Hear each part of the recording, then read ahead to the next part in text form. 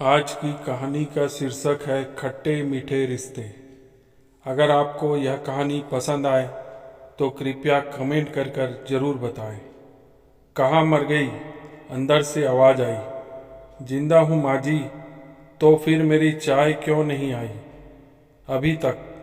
कब से पूजा करके बैठी हूँ, ला रही हूँ माँ जी। बहू चाय के साथ भजिया भी ले आई। सास ने कहा, ये क्या तेल तलन खिलाकर क्या मारोगी मुझे? बहू ने कहा, ठीक है माँ जी, इसे मैं वापस ले जाती हूँ। सास ने कहा, रहने दे, अब बना ही दिया है तो खा लेती हूँ। सास ने भजिया उठाया और खाते हुए कहा, कितनी खराब भजिया बनाई है तुमने। बहू ने कहा, माँ जी मुझे कपड़े धोने हैं, मैं जाती हूँ। और बहू कमरे से बाहर निकलकर दरवाजे के पीछे छिपकर खड़ी हो गई। सास भजिए पर टूट पड़ी और पूरी भजिया खत्म कर दी। बहू मुस्कुराई और काम पर लग गई। दोपहर के खाने का वक्त हुआ। सास ने फिर आवाज़ लगाई, बहू, अरे ओ बहू, कुछ खाने को मिलेगा क्या? बहू ने कोई जवाब ही नहीं दिया। सास फिर चिल्लाई, भूखे मारोगी क्या मुझे? बहू आई और सामने खिचड़ी रख दी। सास ने गुस्से में कहा, यह क्या? मुझे नहीं खाना, इसे ले जाओ। बहू ने कहा, आपको डॉक्टर ने दिन में खिचड़ी खाने को कहा है, खाना तो पड़ेगा ही। सास मुंह बनाते हुए कहती है, हाँ तू मेरी माँ बन जा। बहू फिर मुस्कुराई और चली गई। आज इनके घर पर पूजा थी। बहू सुबह 5 बजे से उठ गई थी। पहले स्नान किया, फिर फूल माला लाई, रसोई साफ की, पकवान और भोज बनाया। सुबह के 10 बज गए थे। अब तक सास भी उठ चुकी थी। बहू अब पंडित जी के साथ भगवान के वस्त्र तैयार कर रही थी।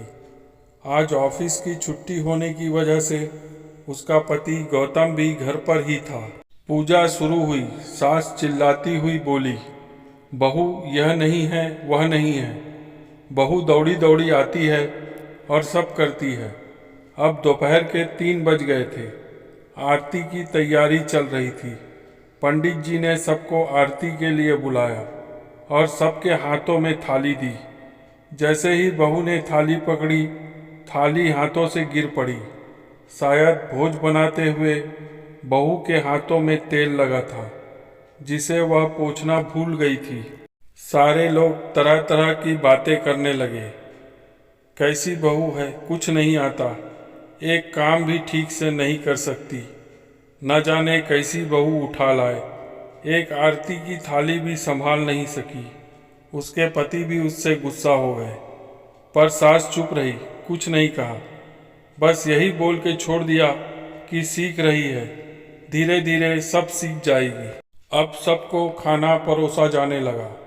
बहू बड़े ही उत्साह के साथ सबको खाना परोसती है, फिर पानी लाती है। करीब 60-70 लोग हो गए थे। इधर 2 नौकर और बहू अकेली, फिर भी वह सारा काम बहुत ही अच्छे तरीके से संभाल रही थी।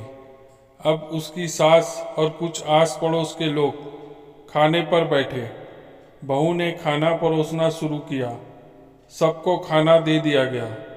जैसे ही पहला निवाला सास ने खाया, सास ने कहा, तुमने नमक ठीक से नहीं डाला क्या? एक काम ठीक से नहीं करती, पता नहीं मेरे बाद कैसे घर संभालोगी। आस पड़ोस वालों को तो जानते ही हो ना आप, तो बस बहाना ढूंढते हैं नुक्स निकालने का। फिर वही सब कुछ शुरू हो गया। ऐसा खाना है, ऐसी बहू है, ये वो वगैरह वगैरह। खैर खाना हो चुका था। अब बहू बर्तन साफ करने नौकरों के साथ लग गई। रात को जगराता का कार्यक्रम रखा गया था। बहू ने भी 1-2 गीत गाने के लिए स्टेज पर चढ़ी। सास जोर से चिल्लाई, मेरी नाक मत कटा देना, गाना नहीं आता तो मत गाना, वापस आ जाओ। बहू मुस्कुराई और गाने लगी। सबने उसके गाने की तारीफ की, पर सास मुंह फुलाते हुए बोली, इससे अच्छा तो मैं गाती थी जवानी में, तुझे तो कुछ भी नहीं आता। बहू मुस्कुराई और चले गई। अब रात का खाना खिलाया जा रहा था। उसके पति के ऑफिस के दोस्त साइड में ही ड्रिंक करने लगे। उसका पति कभी चिल्लाता, थोड़ा बर्फ लाओ, तो कभी सास चिल्लाती, यहाँ दाल नहीं है। फिर पति चिल्लाता, कोल्ड ड्रिंक्स नहीं है, पापड़ ले आओ।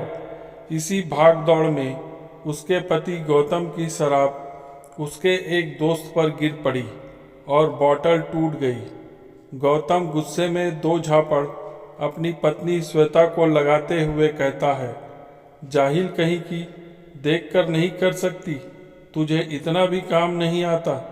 सारे लोग देखने लगे। श्वेता रोते हुए कमरे की तरफ दौड़ी। फिर उसके दोस्त ने कहा, क्या यार, पूरा मूड खराब कर दिया। यहाँ नहीं बुलाया होता, हम कहीं और पार्टी कर लेते। कैसी अनपढ़ गंवार बीवी ला रखी है तूने। उसे तो मेहमानों की इज्जत और काम करना तक नहीं आता। तुमने तो हमारी बेइज्जती ही करा दी। अब आस पड़ोस की औरतों को और बहाना मिल गया था। वह कहने लगी, देखो क्या कर दिया तुम्हारी बहू ने, कोई काम की नहीं है। मैं तो कहती हूँ अपने बेटे की दूसरी शादी करा दो, छुटकारा पाओ इस गंवार से। सास उठी और अपने बेटे के पास जाकर उसे थप्पड़ मारा और कहा, अरे नालायक, तुमने मेरी बहू को मारा, तेरी हिम्मत कैसे हुई, तेरी टांग तोड़ दूंगी। उसके बेटे के दोस्त कुछ कहने ही वाले थे कि उसकी माँ ने घूरते हुए कहा, चुप, बिल्कुल चुप, तुम लोग यहाँ दारू पीने आए हो, जबकि पता है आज पूजा है और तुम्हें पार्टी करनी है। कैसे संस्कार दिए हैं तुम्हारे माता पिता ने। और किसने मेरी बहू को जाहिल कहा, जरा इधर आओ, चप्पल से मारूंगी अगर मेरी बहू को किसी ने एक शब्द भी कहा। अरे पापी, तूने इस लड़की को बस इसीलिए मारा कि तेरी शराब की बोतल टूट गई। अरे पापी, वो बच्ची सुबह 5 बजे से उठी है, घर का सारा काम निपटाया, न सुबह से नाश्ता किया न दिन का खाना खाया, फिर भी हंसते हुए, सबकी बातें सुनते हुए, ताने सुनते हुए घर के काम में लगी रही। तेरे यार दोस्तों को वो अच्छी नहीं लगी। जूते से मारूंगी तेरे दोस्तों को जो कभी उन्होंने ऐसा कहा। उसके यार दोस्त चुपके से खिसक लिए। अब सास श्वेता के कमरे में गई और श्वेता को हाथ पकड़कर सबके सामने बाहर लाई। कहने लगी, किसने कहा था अपनी बहू को घर से निकाल के दूसरी बहू ले आओ, जरा सामने आओ। कोई सामने नहीं आया। फिर सास ने कहा, तुम जानते भी हो क्या हो इस लड़की के बारे में। ये मेरी माँ भी है और बेटी भी।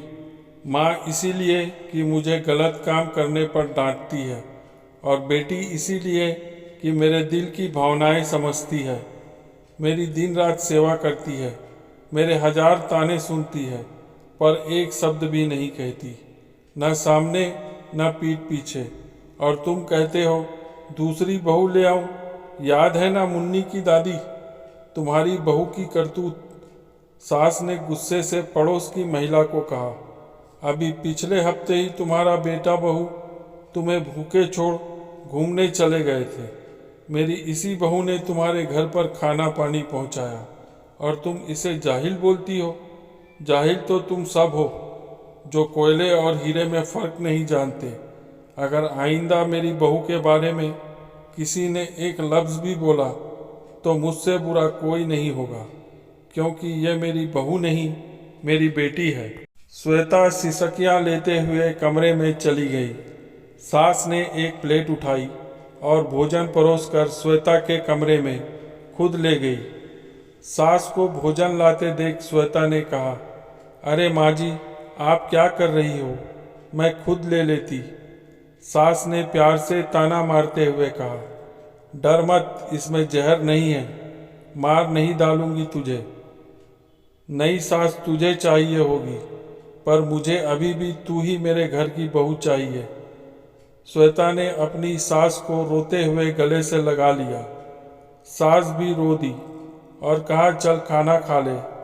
मजाक करते हुए उसकी सास कहती है, फिर मेरे पैर दबाने चले आना, और यह ख्याल कभी मन में मत लाना कि सास पैर दबाने बोलती है, किसी दिन मैं इसका गला दबा दूंगी, क्योंकि कभी मैं भी यही सोचती थी और फिर दोनों खूब हंसने लगते हैं।